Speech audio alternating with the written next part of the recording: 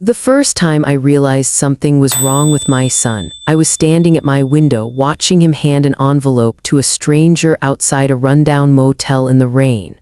Not a memory, not a nightmare, just one of those moments that splits your life in half before you knew and after you couldn't forget.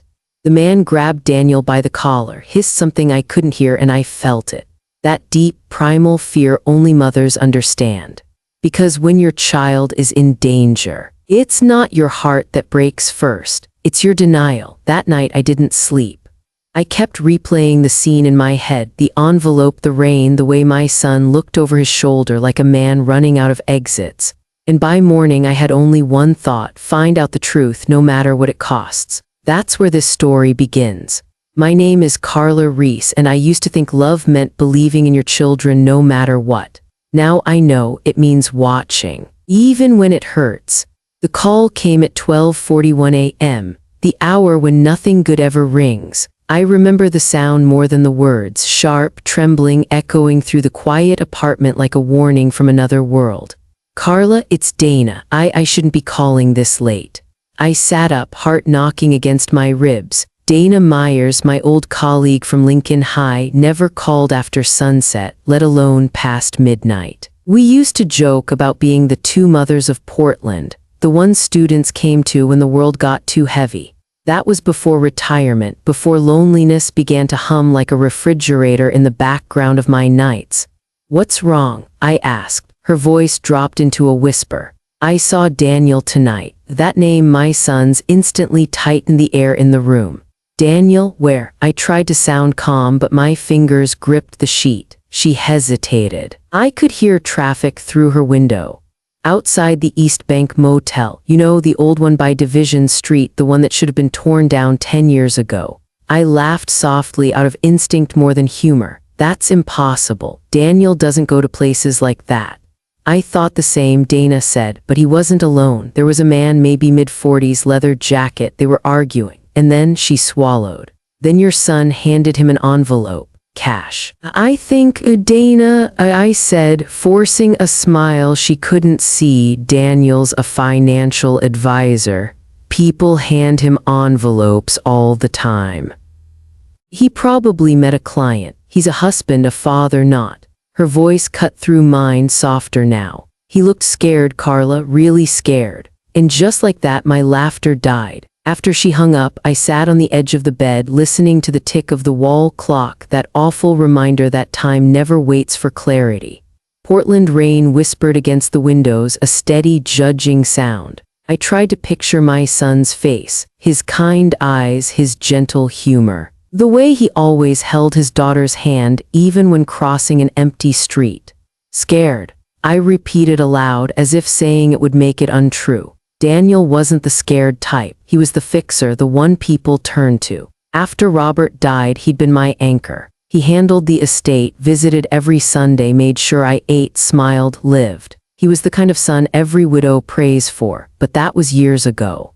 Lately, our conversations had shrunk to 5-minute check-ins. The warmth was still there, just thinner, like tea brewed from a bag that had already been used too many times. I lay back and stared at the ceiling. The old plaster was patterned in uneven waves, like an ocean trying to remember how to move. I thought of my husband's voice, calm, practical, "Don't jump to conclusions, Ellie, wait for morning." But I couldn't wait. The silence kept pressing on my chest. By dawn, I'd given up on sleep. The world outside was pale and wet, the sky the color of old newspaper. I brewed coffee so strong it could have dissolved silver. The smell filled the kitchen, bitter, familiar, grounding. My reflection in the microwave door looked older than I remembered. 64, widow, retired counselor, mother of one adult son who might be in trouble. I checked my phone, no missed calls, no messages. Finally, at 9:12 a.m., I dialed him. It rang 5 times before going to voicemail. His recorded voice sounded cheerful, rehearsed, professional. "Hey, this is Daniel Reese with Portland Financial Solution. Leave a message and I'll get right back to you." He never did. Around noon, I tried his wife instead. Marissa answered on the second ring, breathless, like she'd just jogged through an excuse. "Oh, hi, Carla, everything okay?" I was just checking in, I said carefully. Haven't heard from you two lately. Oh, you know how it is, she laughed too fast. Crazy week. Daniel's been working long hours, quarter-end reports, and all that. Her tone was bright, rehearsed. She'd been a marketing director before she married him. She knew how to sell a feeling. He's fine though, she added. Just exhausted. Exhausted, I repeated. He's 38, not 80. That earned another laugh, lighter this time. You know your son, he gives 100% to everything. Anyway, how are you, Carla? I could almost see her smile, the polite, frozen, kind people use when they don't want follow-up questions. I'm fine, I said, though we both knew that wasn't the point. After we hung up, I stood in the quiet kitchen staring at the half-eaten toast on my plate. The edges had gone dry. Something in Marissa's tone, that quick, mechanical cheer, felt off. When Robert was alive, we'd both been able to hear lies. He used to say, "Truth has breath, Ellie, lies hold their breath." Marissa had been holding hers the entire call. That afternoon, I decided to visit. Their house in Lake Oswego had always reminded me of a magazine spread, perfect landscaping, white columns, symmetrical flower pots that never seemed to wilt. But that morning the perfection cracked. The lawn was overgrown, a stack of unopened mail leaned against the porch column, and one of the kids' bikes was tipped over in the driveway, its chain rusting. Marissa opened the door, surprise flashing before she arranged it into a smile. Carla, what a nice surprise. I was in the neighborhood, I lied. Come in, she said, stepping aside. The house smelled faintly of bleach and something else, something metallic, sharp, like coins rubbed together. Daniel wasn't home. He had to run to the office, Marissa said quickly before I could ask. I noticed her eyes were rimmed red, though she tried to hide it under mascara. Are you all right, dear? Just allergies, she said. Her hands twisted the edge of a dish towel. Would you like some tea? I followed her into the kitchen. Bills were spread across the counter, not in neat piles, but in stacks of panic. A letter from a bank sat half open, the words "Final Notice" bolded at the top. Before I could ask, she slid a plate of cookies between us like a barricade. Hazel's piano recital is next week, she said brightly. You should come. I nodded, but my eyes kept drifting to a door at the end of the hallway, Daniel's home office. It was locked. Still using that old lock? I asked, pretending to joke. Oh, she said too quickly, you know him, always losing things. He doesn't want the kids touching his files. Her smile didn't reach her eyes. I'd seen enough strained parents and nervous students to recognize the tremor of someone hiding something. When I left, she hugged me tighter than usual. Her perfume clung to my sweater, floral, desperate. Back home, the rain had stopped, but the sky remained heavy. I poured myself another cup of coffee, though my hands trembled too much to drink it. The window fogged as I whispered the same question over and over. What did she mean? He looked scared. I opened my laptop and searched East Bank Motel, Portland. A single image loaded, faded sign, peeling paint, a row of broken blinds. The kind of place you drive past quickly and pretend not to see. I stared at it until the screen blurred.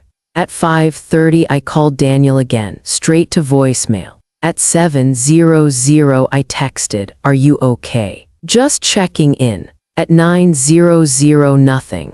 By midnight I'd written a dozen versions of messages I never sent. Did someone threaten you? Are you in trouble? Please, Daniel, tell me the truth. I deleted them all. Sleep never came. I lay there listening to the refrigerator hum and the occasional car slicing through wet pavement below. Every sound felt amplified, like the universe was holding its breath with me. At 2 a.m., I found myself sitting at the kitchen table, notebook open, pen shaking slightly in my hand. I wrote the date at the top, then beneath it. If something is wrong, I'll find out, even if it destroys me. The next morning I saw it, the first undeniable crack. A text from Daniel arrived at 6:47 a.m. Hey Mom, sorry I missed your calls, long week, everything's fine, love you, 3 short sentences. each one too neat, too careful. I reread them half a dozen times, studying the spaces between words, the way "love you" sat there like an apology disguised as affection. I typed back, "Love you too, call me tonight." He didn't. By evening, I was pacing the apartment, replaying every detail of that call from Dana. The rain, the envelope, the words scared. I told myself I was being ridiculous, that it was probably nothing. That mothers like me, widowed, retired. Too much time to think, imagine danger where there's just routine. But deep down, something primitive had already woken up inside me, that animal instinct mothers never quite lose. The one that smells fear before logic can explain it. And as I stood by the window, watching the streetlights flicker against the drizzle, I knew something had shifted. Whatever life I'd been living yesterday, the quiet, predictable kind, had just cracked open. And on the other side of that crack waited the truth. I just didn't know yet whether I wanted to find it. Confession: I built a shrine to my son without ever meaning to. Not candles and icons, nothing that obvious. Mine was ordinary, a row of photo frames along the bookcase, a mug with "World's Best Dad" I bought him when Hazel was born and somehow kept in my kitchen like it had a job, a shoebox of school projects that followed me through 3 apartments. And inside my head, a careful, glowing picture labeled Daniel, the one who never gave me trouble. When other mothers in the counselor's lounge at Lincoln High swapped war stories about sons and suspensions, I'd sip my coffee and feel privately lucky. The worst I could remember was a freshman year detention for climbing the auditorium catwalk to hang a banner. He came home sheepish, smelling like dust and triumph. We laughed. I put that memory on the highest shelf. After Robert died, the shrine got brighter. Grief is a thief that returns some things shinier than before. I polished what I had left. Daniel became my anchor, the person who sat on the edge of my hospital bed when the flu clung too long, who checked my smoke detector batteries, who replaced the light bulb above the sink without being asked. He organized the paperwork when I couldn't tell a beneficiary from a beneficiary form. He told me where to sign, and I signed. 5 years later, I scrolled through old photos on the couch because sleep had turned its back on me. It was that gray Portland morning light again, the kind that makes everything look like it's thinking, and my thumbs moved automatically over the glass. Halloween costumes, a lopsided snowman. Daniel at 25, hair too long, grin too wide, holding a tiny trout at Timothy Lake. Daniel at 32, tie askew, one hand on Marissa's pregnant belly.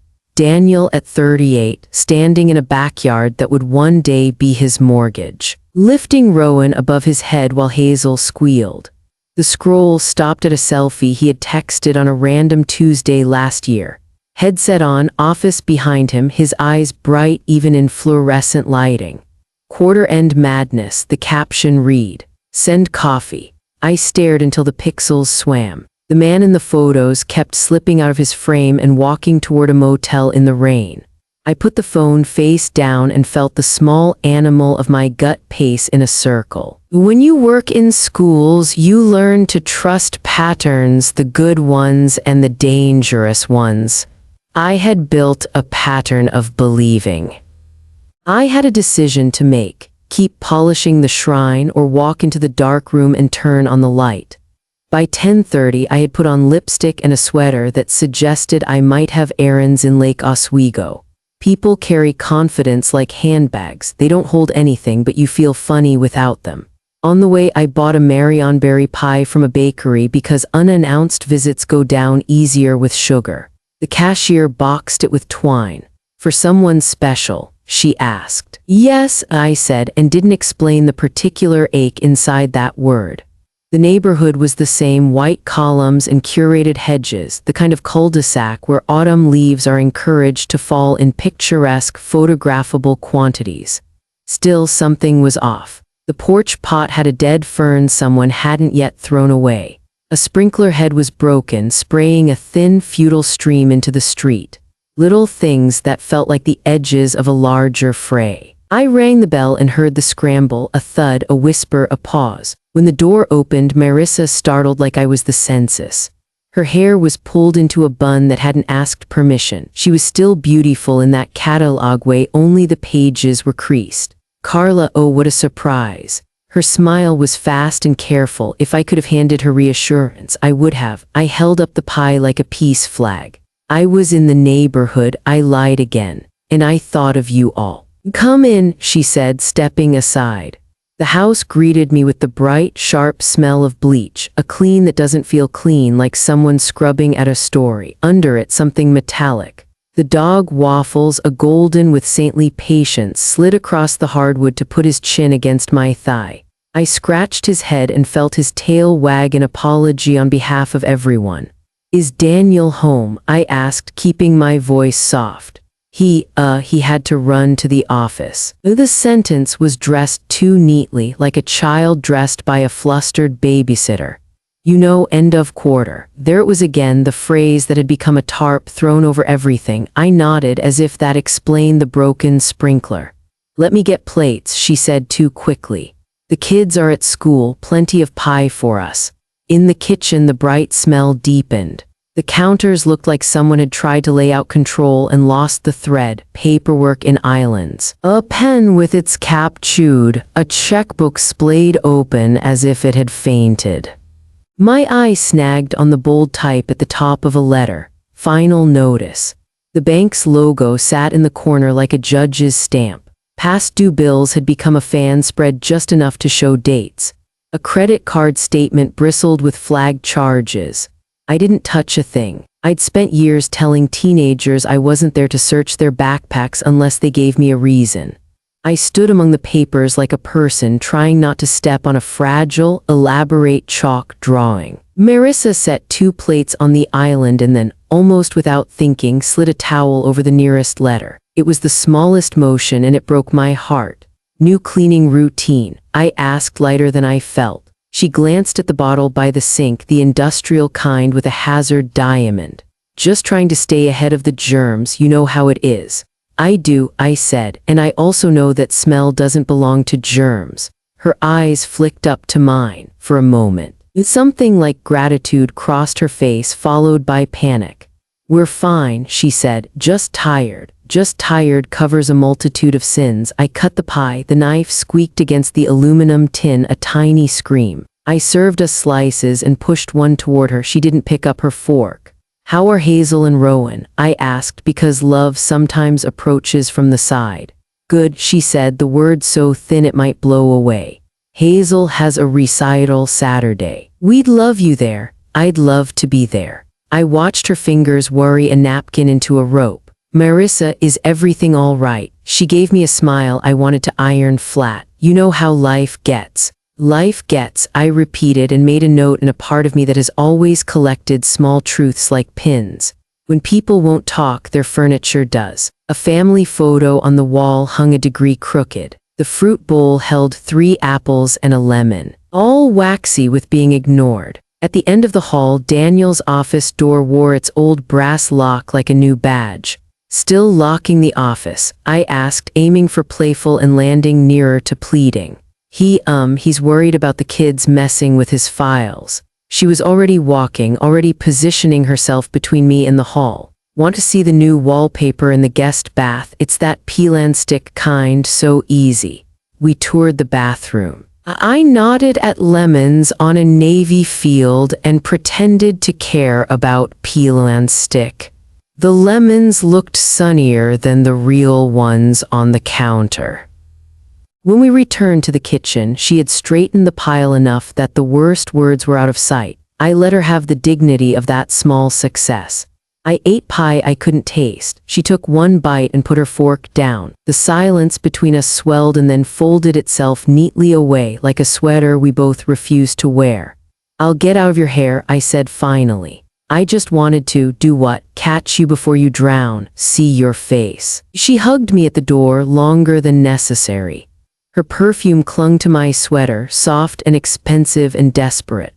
Waffles pressed his head against my knee again. There it was, the apology dogs make for the things humans cannot say. On the porch, I turned back. "Tell Daniel to call me," I said. "Of course," she replied. "Tonight." It was daytime, but as I walked to the car, I felt like someone being watched by streetlights that hadn't come on yet. The broken sprinkler ticked against my shoe in a sad arc. Driving home, my hands were steady on the wheel, but I couldn't feel my fingers. I took the long way along the river. The Willamette was a sheet of dull pewter under a pewter sky, and crew teams cut it into neat lanes of discipline. I imagined shouting to them, "How do you keep everything in time when the current wants otherwise?" They would have shouted back, "You listen, you feel, you adjust." Back in my apartment, the quiet met me like a familiar coat. I hung it on the same hook I always do and stood in the doorway long enough to feel foolish. Then I went to the bookcase and one by one turned the photo frames face down. Not forever, just until I could look without the pictures telling me what to feel. The room dimmed in a way that made my eyes adjust to something truer. I made tea I wouldn't drink and set it near the window where the succulents hunched like small green elders. Then I opened the bottom drawer of my nightstand and took out the notebook with "Begin Again" stamped on the cover. The first page already held last night's sentence. I dated the next one and started to write like a patient, exhaling into a spirometer, slow and measurable. I have always believed the best of my child. Maybe that belief kept him soft when the world tried to harden him. Maybe it kept me blind when he needed me to see. After Robert died, I let Daniel steer because I was tired of maps. Now the road doesn't look like the one he promised. I don't know where it bends, I only know it bends. I paused, the pen hovering. A siren wheeled past and the sound dissolved like a thread pulled from fabric. I wrote, "If something's wrong, I'll find out, but what if knowing the truth breaks me?" The sentence looked both brave and ridiculous, like someone strapping on a helmet before biking into a storm. I underlined "find out." I did not underline "breaks me," a choice. I closed the notebook and kept my hand on it as if pressure could pin the future in place. In the evening, I called Daniel again and listened to his cheerful recorded voice tell me to leave a message. I didn't. Some messages you say out loud to the empty air because you want your own ears to hear them. "Son," I said into the kitchen's hum, "if you're scared, I want you to hand that fear to me. I know how to carry it." The refrigerator answered with a sigh. Outside, the weather couldn't decide. A seam of sunlight opened briefly on the far building, then stitched itself shut. I thought of the locked office door, of the bleach, of the bank's heavy font. I thought of my shrine and the small, decisive gesture of turning down each frame. It felt like rinsing my eyes. When the phone finally buzzed at 9:17 p.m., I jumped hard enough to slosh tea onto my own wrist.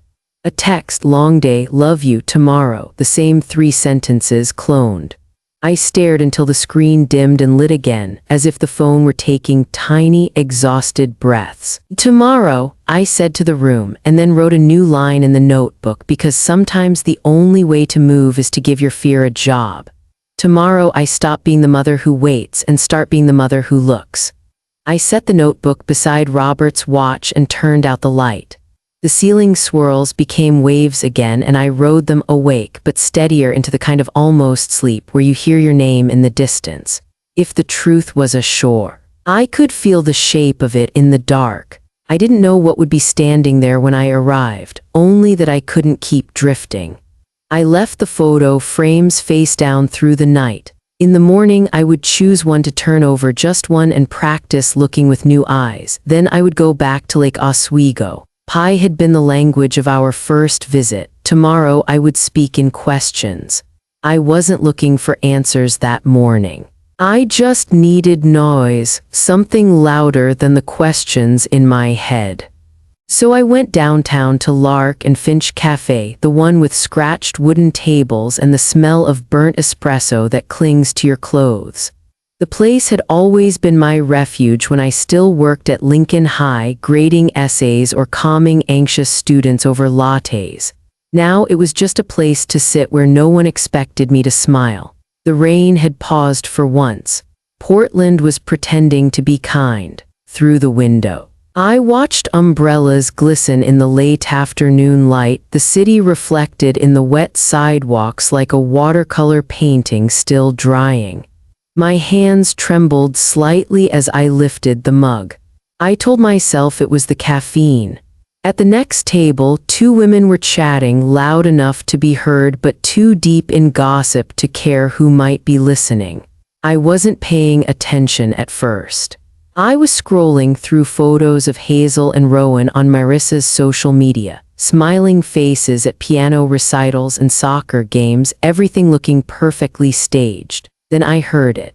Did you hear about Daniel Reese? One woman said, the name cutting through me like cold water. My heart stuttered. I didn't look up. I just froze, hand midair, coffee trembling near my lip.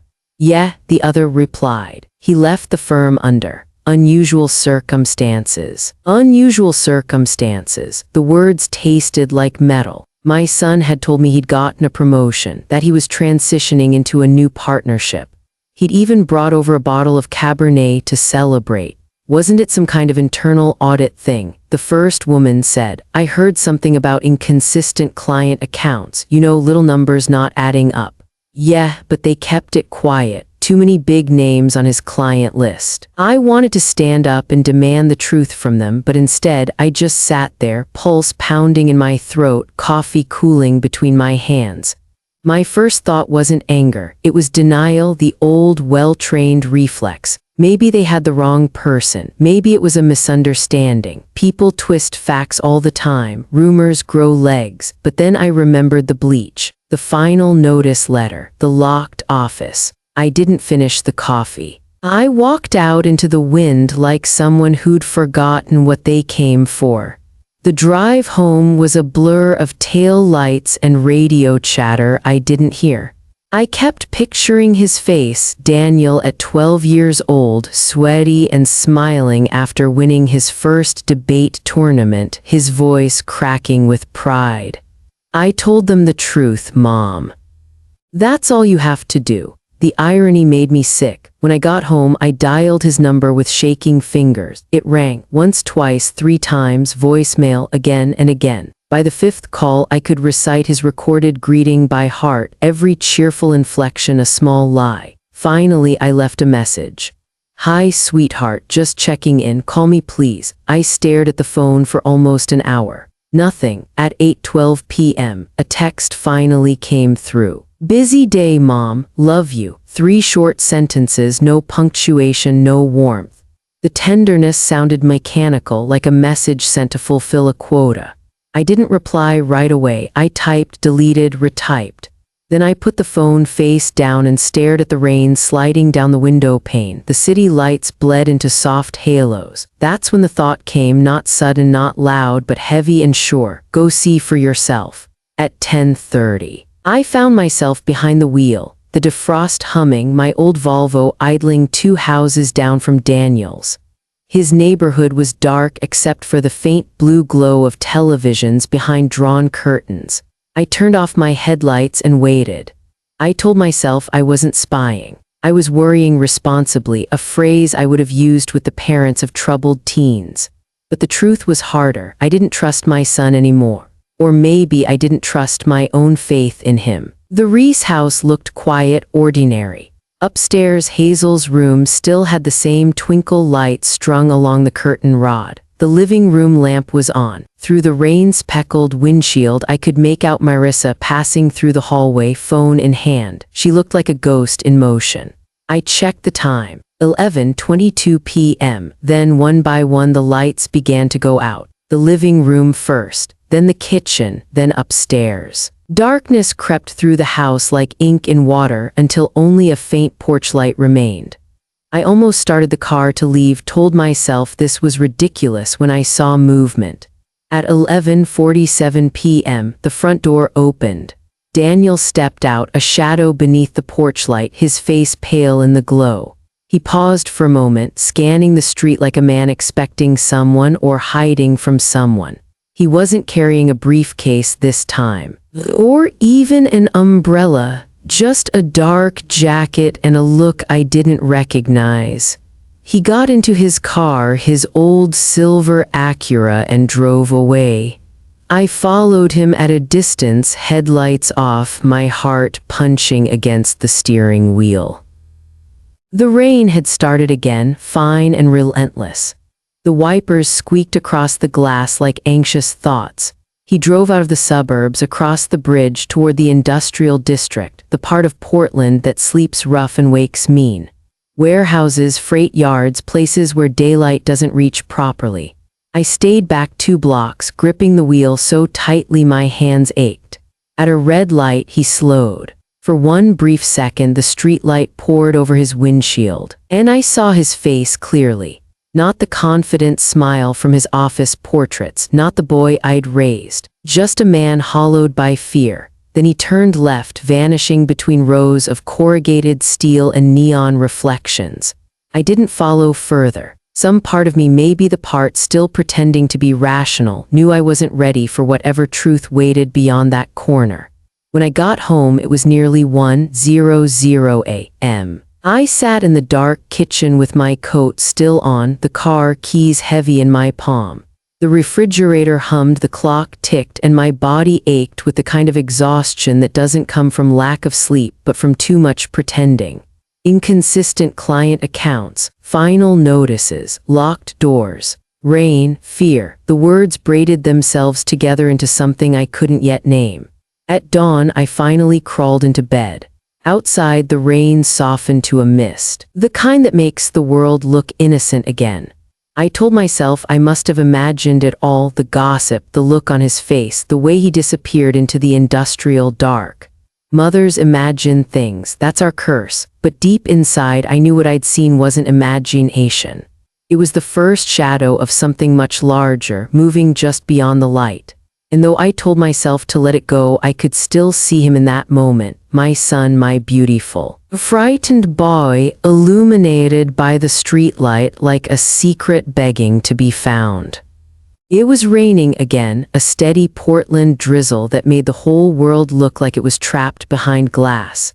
Friday evening, the kind of night where people hurry home, order takeout, and pretend the rain outside is someone else's problem. But I couldn't pretend anymore. The question had become a pulse in my head. Where is he going at night? At 7:03 p.m., I parked 2 houses down from Daniel's place.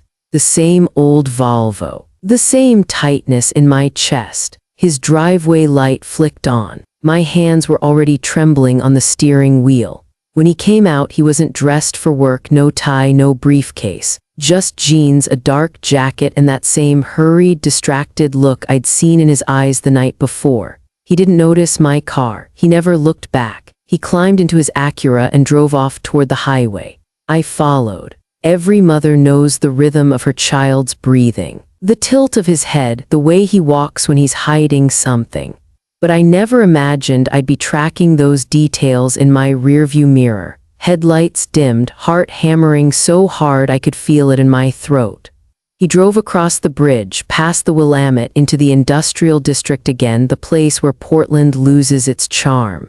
The clean cafes and bookstores give way to flickering neon signs, pawn shops, and rusted fences. The kind of place where secrets stay cheap. Then I saw it, the East Bank Motel, the same one Dana had whispered about that night. Its sign buzzed weakly, a flickering red vacancy that barely clung to life. A place where time had stopped sometime in 1984. The parking lot was nearly empty, puddles reflecting the dim light. My stomach dropped. Daniel pulled in, parked near the back, and stayed in the car for almost a minute before stepping out. His movements were nervous, cautious. He scanned the lot like someone who'd practiced paranoia. I pulled over across the street, turning off my engine but leaving the heater running just enough to keep the windows from fogging. My fingers were stiff. My heart had gone strangely quiet, as if saving its energy for whatever was about to happen next. Then the door to one of the motel rooms opened. A man stepped out, tall, broad-shouldered, mid-40s. Leather jacket despite the rain. His hair was slicked back, his face rough, the kind of man who smiles with one side of his mouth when things go his way. "Vincent?" I didn't know his name yet, but everything about him said trouble. They met under the yellow glow of the motel light. From my car, I couldn't hear their words, but their bodies told the story. Daniel gestured with both hands, pleading. Vincent stood perfectly still, listening or pretending to. Then he said something short, sharp. Daniel flinched. It wasn't a meeting between equals. It was a negotiation between desperation and power. Daniel reached into his coat, pulled out a white envelope, and handed it over. Vincent snatched it, opened it briefly, then said something else that made Daniel's shoulders tense. Suddenly, Vincent grabbed him by the collar. My breath caught. It wasn't a long grab, not violent, but deliberate, a warning. Then Vincent shoved him back, muttered something low, and turned away. Daniel stood there for a few seconds, staring at the ground, hands shaking. That was the moment my hand moved on its own. I lifted my phone and snapped a photo through the windshield. The flash was off. But still I froze, terrified I'd somehow been seen. I ducked down instinctively, my chest pressed against the steering wheel, heart slamming. When I looked again, Vincent had disappeared back inside. Daniel rubbed his face, glanced around, and hurried to his car. He didn't see me. He pulled out of the lot, tires cutting through the puddles, and drove back toward the highway. I waited until his taillights vanished before I let myself breathe again. The photo was blurry but clear enough. Daniel, my son, standing outside a rundown motel under a flickering light, an envelope in his hand, his face pale and drawn. He looked like a man cornered by his own mistakes. I stared at it until my vision blurred, then drove home in silence. The next morning I tried to act normal. I made coffee, watered the succulents, pretended the world was still in order. But everything felt heavier, the air, the light, even the mug in my hand. By noon I couldn't stand it anymore. I called him. He answered on the third ring, sounding chipper, too chipper. Hey Mom, perfect timing. I was just thinking of calling you. I forced a smile he couldn't see. Were you? Of course, how are you? There it was again, that pleasant, hollow tone, the kind people use when they've rehearsed how to sound innocent. I'm fine, I said. You sound busy. Yeah, big week. Lots of client meetings. I almost laughed. Client meetings on a Friday night at the East Bank Motel. Silence. Just long enough for me to hear his breathing change. Then came the chuckle, soft, dismissive. Mom, you're overthinking again. What were you doing near that part of town anyway? I wasn't near it, I said evenly. I just heard about it. From who? Does it matter? He sighed, then lowered his voice. Look, I'm fine, really. You've got to stop worrying about every little thing. You're starting to sound paranoid. The word hit harder than he probably meant it to. I swallowed. Paranoid is what people call mothers when they don't want them asking questions. That got another laugh, shorter this time. Okay, fair point. Then his tone softened, the same voice he used when tucking Hazel in after she had nightmares. Mom, I love you, but you need to trust me. Everything's under control.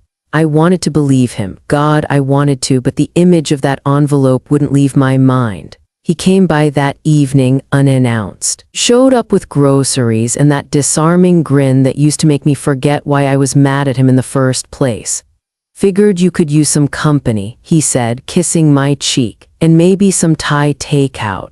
He cooked, he cleaned, he told stories about the kids and work. It all sounded perfect, too perfect. The air between us felt rehearsed. When we sat down to eat, I finally said it. Daniel, are you under some kind of pressure? He froze for half a second, then smiled again. Mom, come on, you've been watching too many of those crime shows.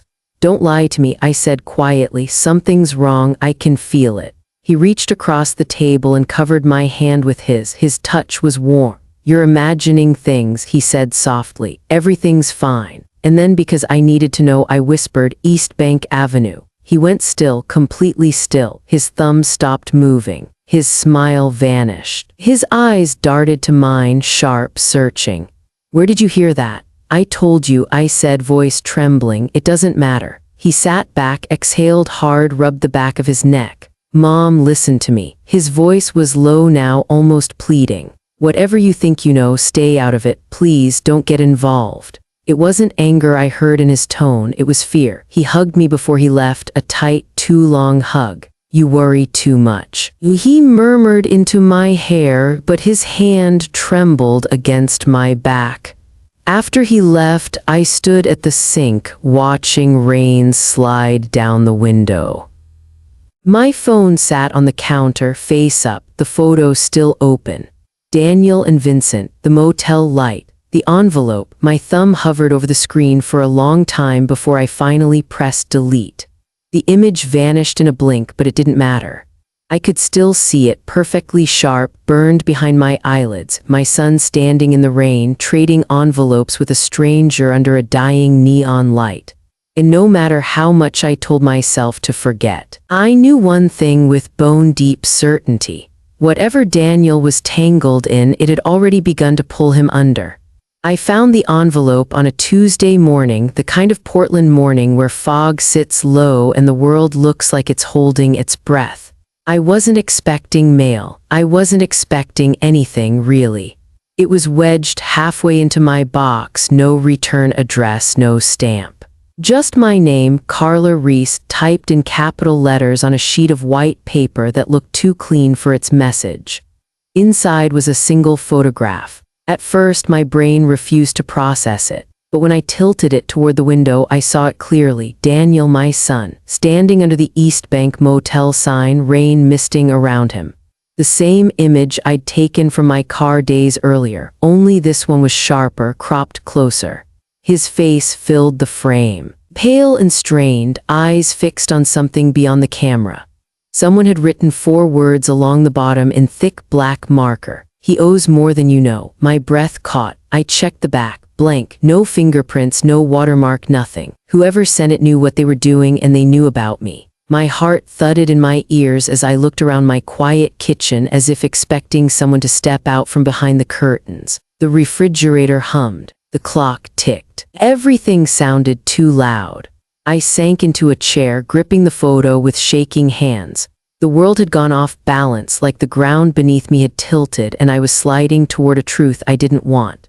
Someone knew I'd been watching Daniel. Someone had taken the same moment I tried to bury and thrown it back at me like a threat. Was it Vincent? Was he warning me? Or was it Daniel himself trying to scare me off?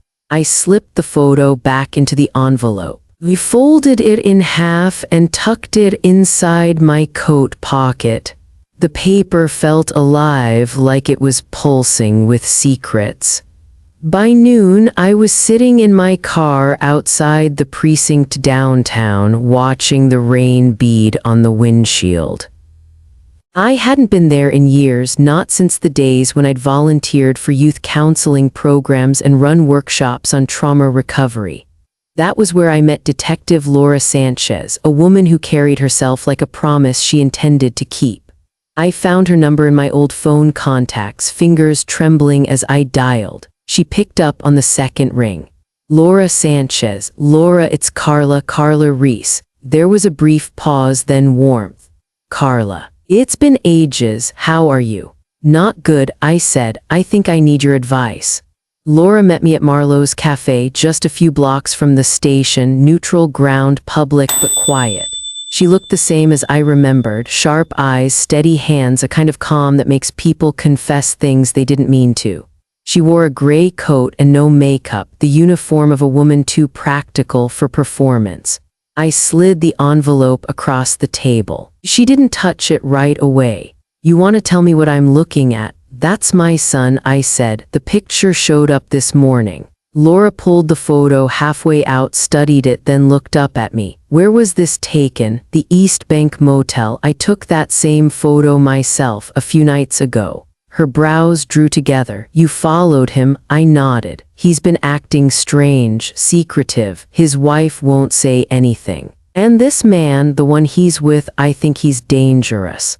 Laura sat back, the kind of stillness detectives use when they're connecting dots. "Do you know who this man is?" "Not yet, but his name might be Vincent." "Vincent what?" "I don't know," she sighed. "And you haven't confronted your son?" "No, not directly." "Good, that surprised me." "Good, Carla," she said gently, "if this man is who I think he is. And if your son is mixed up with him financially, the last thing you should do is tip anyone off." Let me look into it quietly. Her voice softened. But you need to be careful. Whoever sent that picture wanted you scared. I already am. Laura reached across the table, her hand steady on mine. Then listen to me, don't go back to that motel, don't follow him, don't mention this to anyone, not your son, not his wife, let me work first. I nodded. But the truth was, I didn't know if I could do any of those things.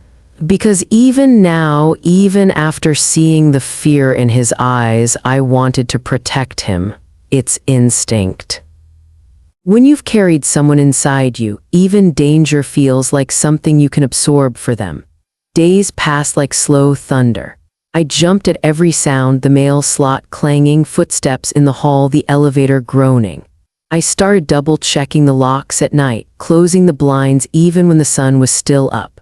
The photo haunted me. I'd hidden it inside an old cookbook, but sometimes I'd take it out and stare at it, trying to read the expression on Daniel's face. Fear. Guilt, or maybe both. Then on Friday evening there was a knock at my door. I wasn't expecting anyone. When I opened it, Daniel stood there, smiling a little too brightly, holding a bouquet of lilies, his favorite for me since Robert's funeral. "Hey, Mom," he leaned in, kissed my cheek. Surprise! I froze for a heartbeat before returning the smile. "Well, this is a surprise." He stepped inside, dropping his keys on the counter like it was an ordinary visit. "Brought dinner too, Thai from that place you love." I felt my stomach twist. The timing was too perfect, too precise. After the envelope, after Laura's warning, after nights of fear. "Everything okay?" I asked. He grinned. "Can a guy just visit his mother?" We ate in the kitchen, the sound of rain tapping against the window. He talked about Hazel's school play, Marissa's new garden project, his new clients. Every sentence was neat, tidy, designed to make me relax, but something in his eyes didn't match the words. Halfway through dinner, I caught him studying me, not lovingly, not softly, but carefully, like he was measuring my reaction. "You're quiet tonight," he said. "Just tired," I replied. He smiled, the corners of his mouth tight. "You've always been too curious for your own good, you know that." The words were teasing, but the tone wasn't. The way he said "too curious" chilled me. I laughed it off. Maybe old habits die hard. He reached across the table and covered my hand, the same gesture he'd used a week earlier. Only this time his touch felt rehearsed. "Everything's fine, Mom, don't worry about me." But I did, more than ever. When he left, he kissed my cheek again, his cologne faint but sharp. I watched from the window as his car disappeared down the block. The moment he was gone, the air in my apartment changed, lighter somehow, as if his presence had been pressing against the walls. I went around checking the locks. 1, 2, 3, then again. And as I slid the final deadbolt into place, I caught myself whispering, "Who are you, Daniel?" No answer. Just the echo of the lock clicking shut, a small final sound in a house that suddenly didn't feel like mine anymore. By the end of that week, sleep had become a polite suggestion I kept ignoring. Every creak in the hallway, every gust of wind against the glass sent my mind spinning in the same direction. What if someone's watching me? The photo had changed something fundamental. Before, fear had been a feeling. Now it was a rhythm, constant, pulsing, impossible to silence. So one sleepless Saturday morning, I did something I never thought I'd do. I bought a surveillance camera. It wasn't fancy, just one of those compact motion sensor models with a phone app. The young clerk at the electronics store showed me how to connect it to Wi-Fi and smiled as if I were another grandmother learning FaceTime. He didn't know I was buying it to protect myself from my own son's world. By noon it was installed, perched discreetly in my bedroom window, facing the driveway and the stretch of street beyond. It gave me a strange sense of control, like placing a nightlight in a haunted house. For 2 nights nothing happened. The camera's notifications blinked occasionally, raccoons, passing cars, a neighbor's cat that treated my garden like its personal kingdom. I started to wonder if I'd let paranoia win. Then came Monday night. At 2:14 a.m. my phone buzzed with an alert, motion detected. Half asleep, I reached for it. The live feed showed a car idling across the street, black, tinted windows. Headlights dimmed, my stomach turned cold. The headlights flicked off. The driver's door opened. A man stepped out. Even through the grainy night vision, I recognized him instantly. The leather jacket, the build, the slow, predatory way he looked around like he owned the dark. Vincent. He didn't move toward the house immediately. He stood there, staring at my front yard, hands in his pockets, shoulders squared like a man considering his next move. Then slowly, he walked toward my mailbox. My pulse pounded in my ears. I couldn't look away. He lingered there for maybe 30 seconds, long enough to make sure I saw him, though he couldn't possibly know about the camera. Then, as if hearing my silent panic, he lifted his head and looked straight up at my window. I flinched. He couldn't see me, I was sure of it. But that look, that long, deliberate stare made my skin crawl. Then he turned, walked calmly back to his car, and drove off into the rain. For a moment, I just sat there in the glow of the screen, breathing hard, trying to convince myself I hadn't imagined it. But the red recording light in the corner confirmed everything. The camera had captured it all. The next morning, I emailed the footage to Detective Laura Sanchez with a short message. He was here. He knows where I live. She called within the hour. Carla, she said, voice calm but sharp with concern, you did the right thing sending this to me. Don't panic. Okay, too late, I said, gripping the phone so tightly my knuckles ached. Do you know who he is? I've seen that face before, she admitted. Vincent Callan, mid-40, connected to a couple of ongoing investigations, mostly financial crimes. We suspect he runs a laundering network through shell companies and fake investment firms. Sometimes blackmail, sometimes extortion. The world seemed to tilt under my feet.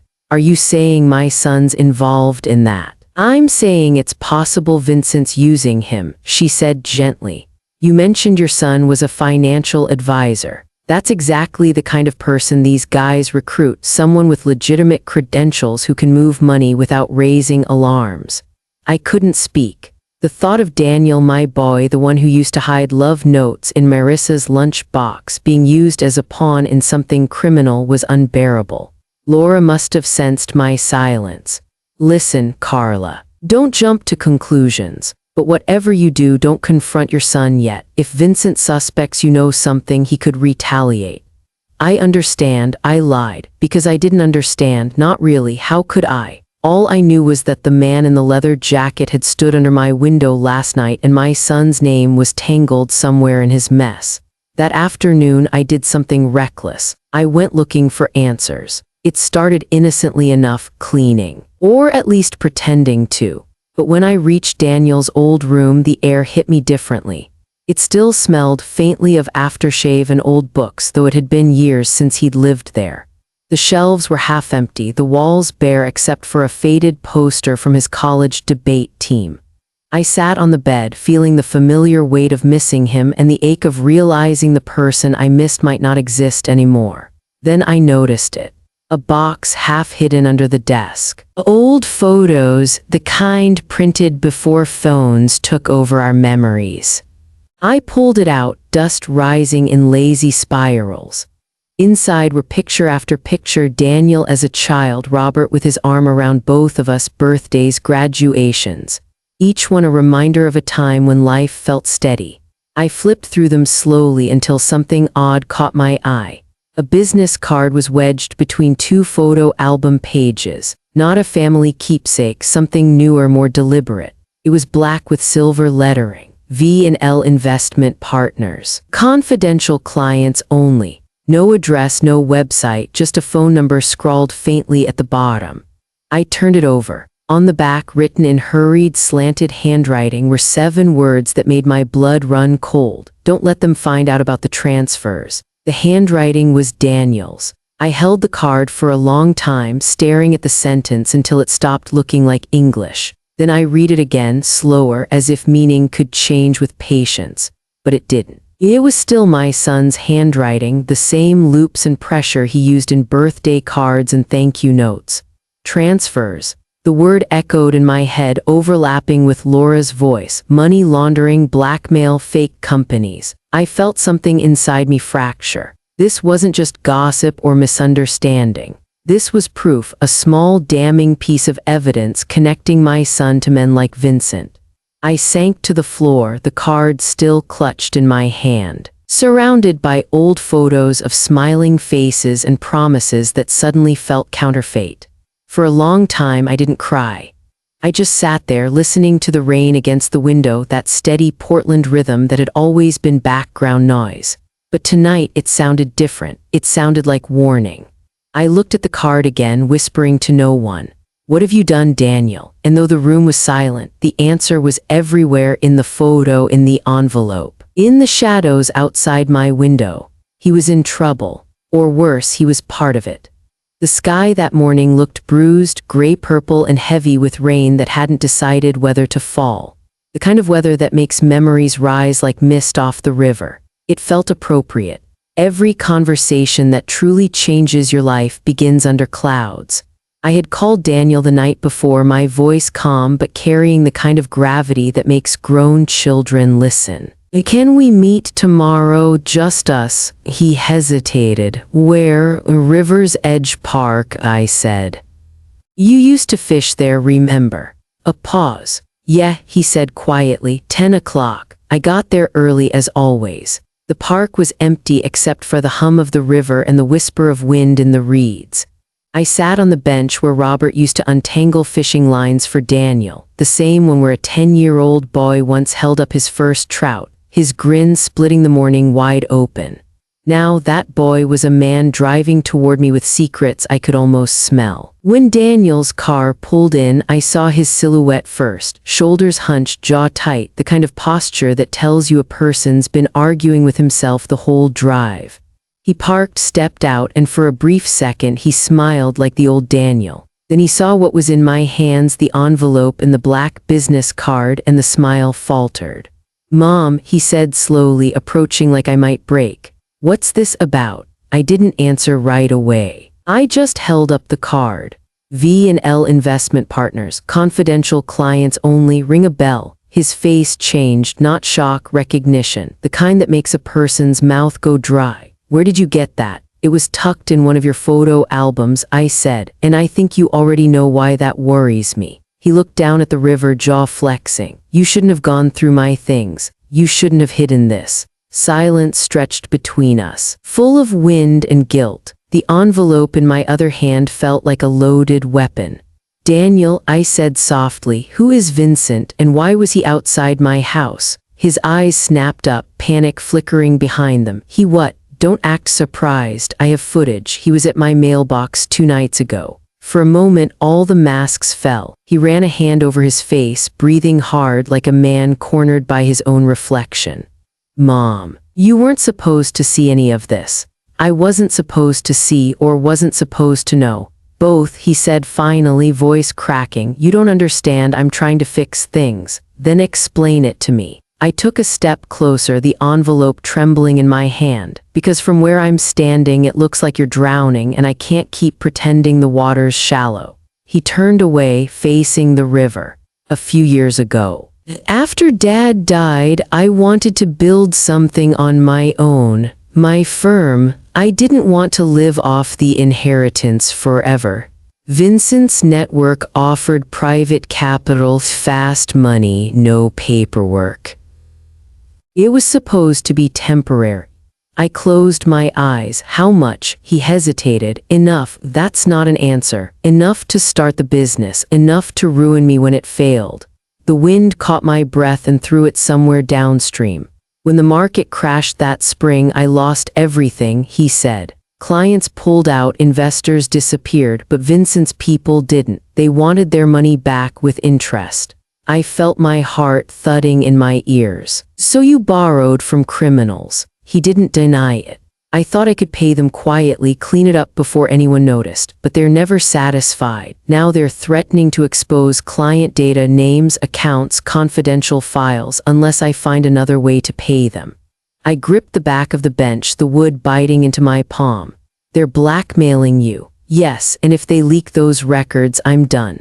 I'll lose my license, my reputation, everything." "You'll lose more than that," I said, my voice trembling. "They'll drag you under." He turned to me, his face hollow with regret. You think I don't know that? I wake up every morning waiting for the knock on the door. The envelope felt heavier in my hands. I wanted to throw it into the river, to watch it dissolve into something the current could carry away. Instead, I held it tighter. Why did you tell me? He gave a broken laugh. Tell you. After everything you've already lost. I couldn't do that to you, Mom. You'd never sleep again. I haven't slept in weeks, I whispered, because I can feel you falling apart and pretending you're not. He rubbed his temples, the same gesture Robert used when trying to balance the checkbook years ago. There's nothing you can do, that's not true. I reached for him, my voice rising with a kind of desperate strength I didn't know I had. Let me help. We'll go to the police, Laura can. Laura, his head snapped up. You told the police. She's a friend, she's trying to help quietly. His face drained of color. Oh God, Mom, you shouldn't have done that. If Vincent finds out, then maybe he'll realize you're not alone. He grabbed my hand, the grip almost painful. You don't get it. These aren't people who make threats they don't intend to keep. You have to stay out of this, please. Daniel, no. His voice cracked louder than I'd ever heard it. Birds startled from the trees, scattering like thoughts. I will fix this. I just need time. Time for what? I asked. To disappear. He stepped back, shaking his head, eyes wet but hard. You taught me to stand on my own, let me do that now. I wanted to scream that independence wasn't meant to look like self-destruction, but the words stuck. Instead, I said quietly, you're still my son, that doesn't end because you tell me to stay out. He swallowed, jaw trembling. I know, but if you love me, please, just don't follow me again. Then he turned and walked toward his car. The gravel crunched under his shoes, sharp and final. I wanted to call after him, to say something that would cut through the noise, but all that came out was a whisper carried off by the wind. That's what mothers never do. The engine started. He drove away, taillights bleeding red through the mist until they disappeared completely. For a long time, I stood by the river's edge, the card and envelope in my hands, the water moving slow and endless below me. I thought about the boy who used to fish here, patient and proud, who believed catching something good just required time and stillness. Now the only thing he'd caught was a life that might drown him. And as the first drops of rain began to fall, I knew I wouldn't stay out of it. Not when the current had already started pulling us both in. By the time the maple trees along river's edge turned to silhouettes against a pewter sky, I had stopped pretending I could let this go. Daniel's secret wasn't just a mistake, it was a fuse already burning. And Vincent, that man with the leather jacket and dead eyes, was holding the match. Laura called 2 days after the confrontation. Her tone was businesslike, but beneath it I heard the tension of someone trying to keep concern from turning into fear. You were right, she said. We ran Vincent Callan through several databases. He's connected to at least 3 shell companies involved in money laundering. All fake investment groups, short-lived, hard to trace, all registered under new names every 6 months. My breath hitched. And my son, he's not named in anything directly, she said, but he's definitely in the orbit. These people target legitimate professionals, advisors, brokers, accountants. They start with loans, then rope them into cleaning dirty money to repay. It's textbook manipulation. So he's a victim. Laura paused. Maybe, but victims who get desperate sometimes become accomplices. Her words hung there like a storm cloud I couldn't step out from under.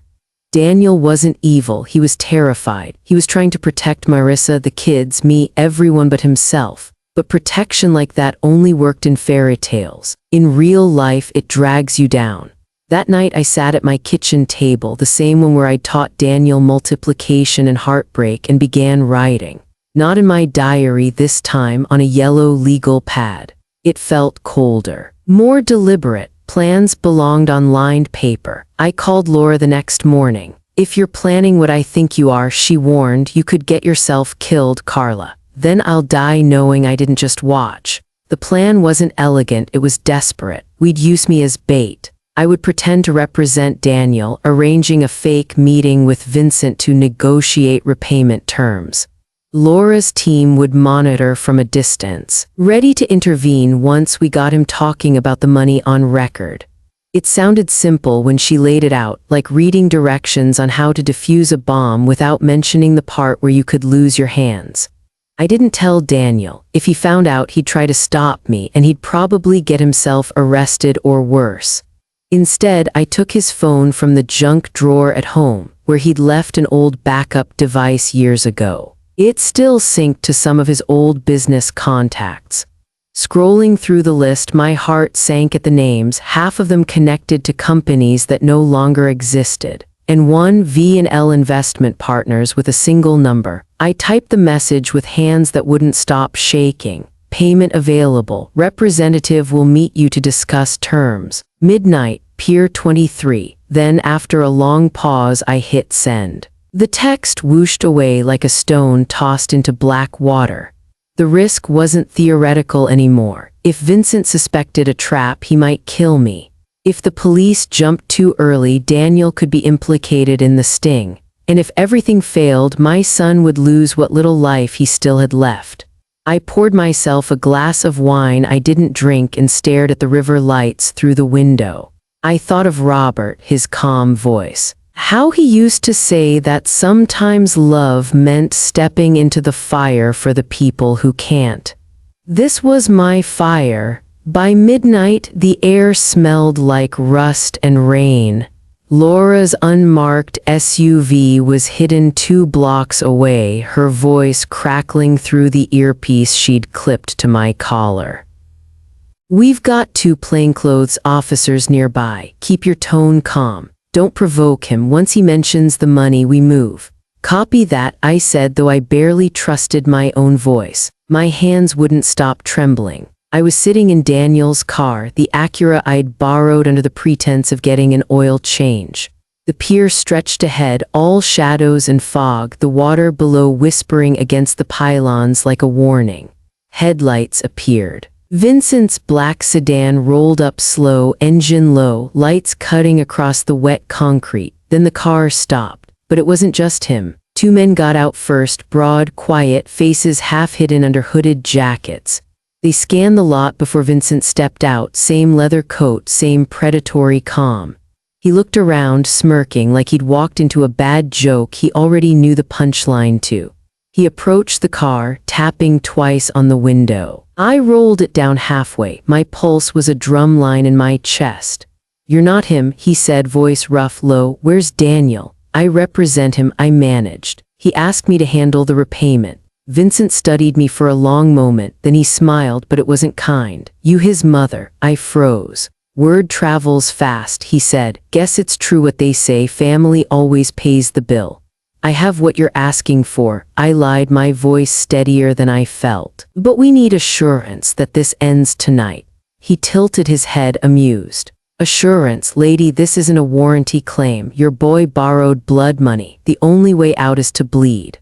Behind him, one of the men shifted, glancing toward the shadows near the dock. Laura's voice hissed in my ear, stay calm, we've got eyes on all 3. I'm recording this conversation, I said, forcing confidence into every word. If you harm him or me, you'll regret it. Vincent's smile vanished. He leaned in close, his breath hot and acrid. Recording. Before I could react, he yanked open the car door. My heart seized. The microphone under my blouse crackled. Vincent's men moved closer, realizing something was off. One reached into his coat. Police, Laura's voice roared from somewhere beyond the fog. Don't move, and then everything erupted. Sirens wailed from the bridge above, blue lights slicing through the mist. Shouts. The scuff of shoes, metal clanging against concrete. One of the men bolted toward the fence, the other shoved Vincent back toward the car. I stumbled out, the earpiece falling, hands raised, adrenaline flooding every nerve. Laura's team swarmed the pier, flashlights cutting through the chaos. Someone yelled, gun, and I hit the ground, covering my head. For a moment, all I could see were shadows colliding, the dark shapes of men, the gleam of wet pavement, the thunder of boots. Then, as suddenly as it started, it was over. Vincent was on the ground, handcuffed, his cheek pressed against the concrete. One of his men was bleeding from the arm, the other pinned against the fence. Laura knelt beside me. You okay? I nodded, shaking. Did we get them? She exhaled hard, eyes scanning the scene. We got enough. Money laundering evidence, false accounts, everything. You did it. I looked past her at Vincent, who was smirking even in cuffs. You think this ends with me, he said, voice raspy. You have no idea how deep it goes. But I didn't answer him. I couldn't. All I could think about was Daniel, how his life was about to unravel no matter how many criminals they caught. Because even if justice had arrived, it had come dragging ruin behind it. As I stood by the railing, the sirens fading, the water below shimmered with reflections of red and blue light. The river carried everything away eventually, the lies, the evidence, the past, but it never carried away the guilt. The river smelled like rust and rain when the police dragged Vincent away in handcuffs, but by morning everything smelled of disinfectant and regret. The adrenaline had worn off. All that was left was exhaustion and the heavy, trembling kind of silence that follows chaos. Laura drove me to the precinct just after sunrise. My clothes still smelled like the dock, cold metal, oil, fear. Inside, fluorescent lights flickered over linoleum floors. Coffee brewed somewhere, sharp and bitter. The city outside was waking up, unaware that a lifetime had just collapsed. Vincent was in custody. 2 of his men were in holding cells, and evidence teams were already unpacking a mountain of digital files, bank statements, and burner phones. It should have felt like victory. Instead, it felt like mourning. By noon, Daniel stormed into the station. His face was pale, his hair disheveled, his voice a thunderclap as he burst through the door.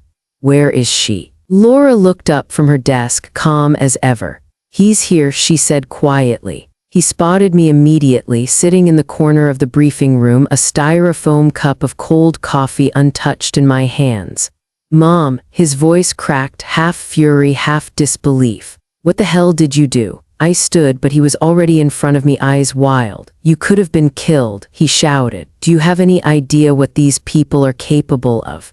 Daniel, no. You don't get to talk right now, you. His voice broke again. He turned away, running both hands through his hair. God, Mom, I told you to stay out of it. Laura stepped forward, her tone steady. Mr. Reese, I suggest you lower your voice. He ignored her. You baited them, you pretended to be me, they could have shot you on sight. My hands trembled as I reached for him. And what about you? I said softly. Were you planning to survive this? That stopped him cold. He stared at me, his breath shaking. I saw the boy again, the one who used to break curfew and come home whispering, please don't tell Dad. But this time there was no father left to forgive him.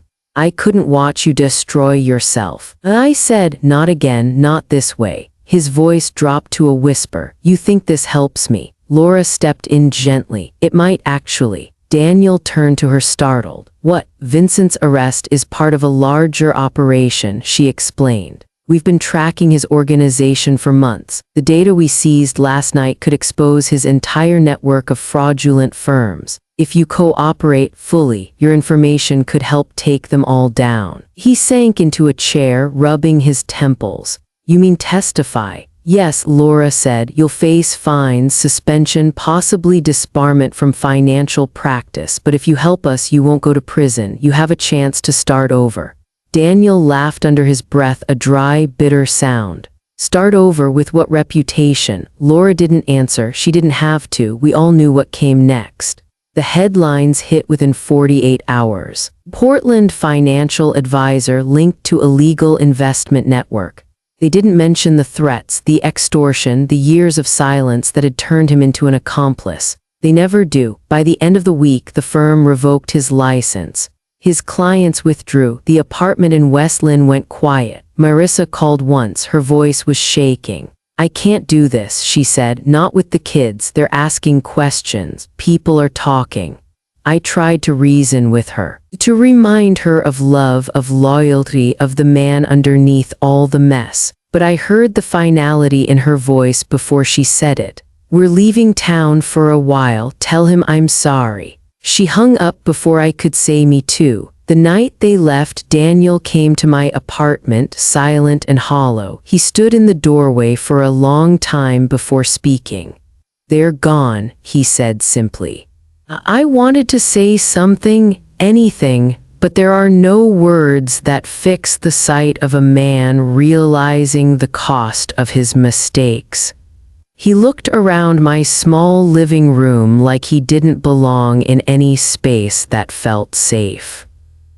"I keep thinking I can fix it," he murmured. "If I just work harder, apologize louder." I touched his arm. "Some things don't need fixing, Daniel, they need forgiving." He looked up, his eyes red but dry. "Can you forgive me?" "I already have," I said. "That's the easy part. What's the hard part?" "Watching you forgive yourself." He nodded, though I could tell he didn't believe me. When he left that night, he didn't say goodbye. He just said, "Thanks for saving me, Mom." And I didn't tell him that sometimes saving someone means losing them anyway. Laura called a few days later. Vincent had agreed to a plea deal, names for leniency. The network was unraveling faster than anyone expected. Daniel's cooperation had been crucial. "You should be proud," she said. I was, in a way, but pride has a taste like ash when it's mixed with heartbreak. That evening I sat by the window, watching the rain return. Portland always finds its way back to rain.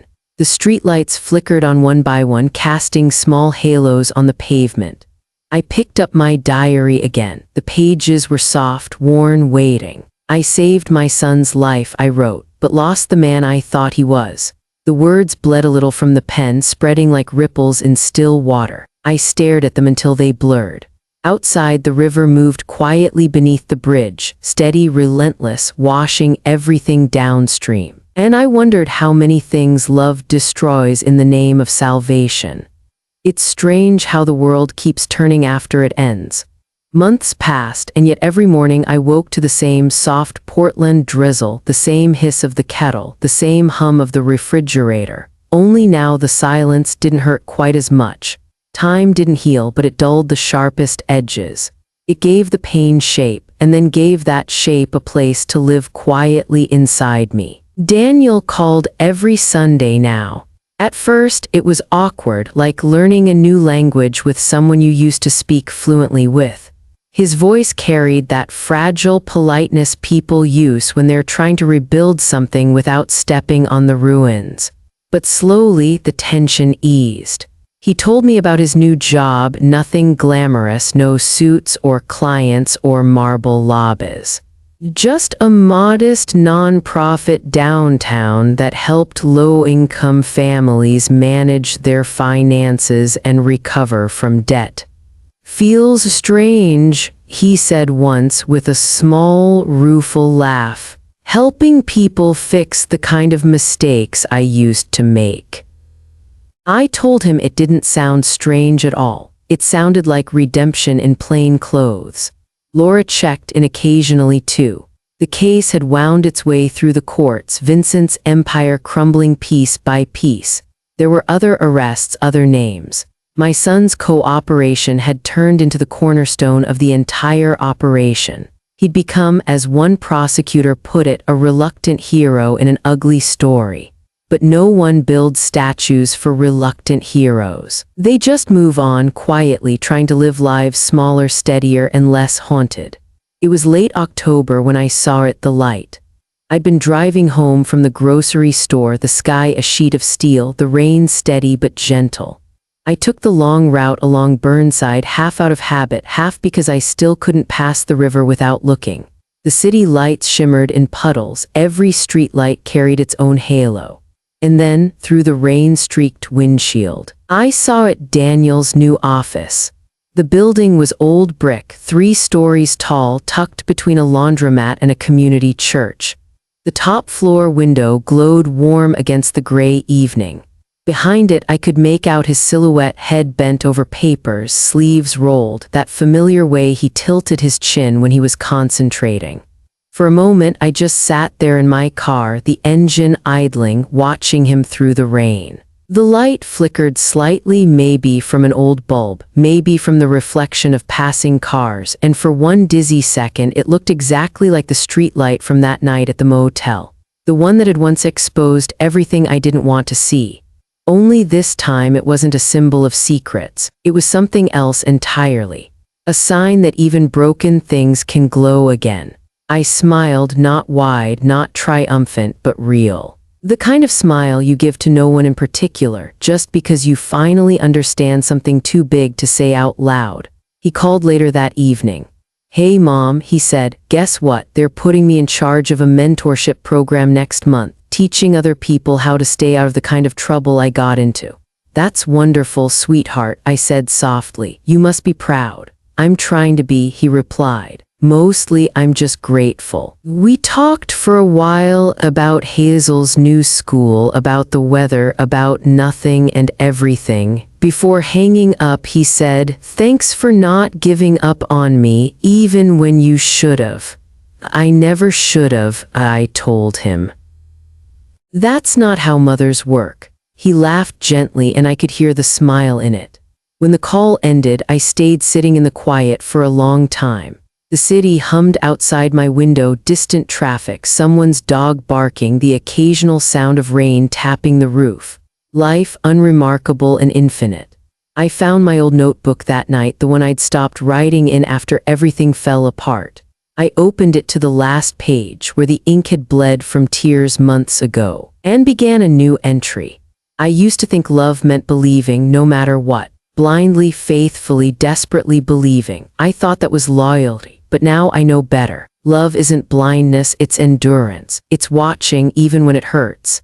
It's standing in the rain, seeing your child's mistakes in full light and loving them anyway. I closed the notebook and looked out at the city again, at the faint glow of the streetlights shimmering on wet pavement. Somewhere across town, another window was still lit, my son's. And for the first time in years, I didn't feel the urge to call him or warn him or fix him. I just felt peace. Because maybe the truest kind of love is learning to trust the light to do what it does best, return quietly after the dark. I turned toward the small camera on my desk, the one that had once faced the street, catching ghosts in the night, and I spoke softly, as if someone out there needed to hear it. "Maybe you've been where I've been," I said. "Maybe you've had to choose between protecting your child and protecting the truth." I paused, the weight of it hanging between syllables. "Tell me what you did," I whispered, because the answer never comes easy. The rain outside deepened, and for the first time in a long time, it sounded like forgiveness. Months have passed since the sirens faded and the truth came out. Daniel's still rebuilding, slower, quieter, but alive in a way I haven't seen in years. He's not the same man he was before, and neither am I. Maybe that's what healing really means, not getting back what you lost, but learning how to live without pretending it never hurt. Some nights I drive past his office just to see the light in his window. It flickers through the rain, steady, fragile, but still shining. And I think maybe that's all any of us can do after the storm, keep one small light burning. I used to believe love meant saving someone. Now I know it means standing beside them while they save themselves. If you've ever had to watch someone you love fall apart and find their way back, tell me in the comments. What did it teach you about love, about letting go? And if this story found you at the right moment, share it. Someone out there might need to be reminded that even after everything breaks, the light still finds a way in.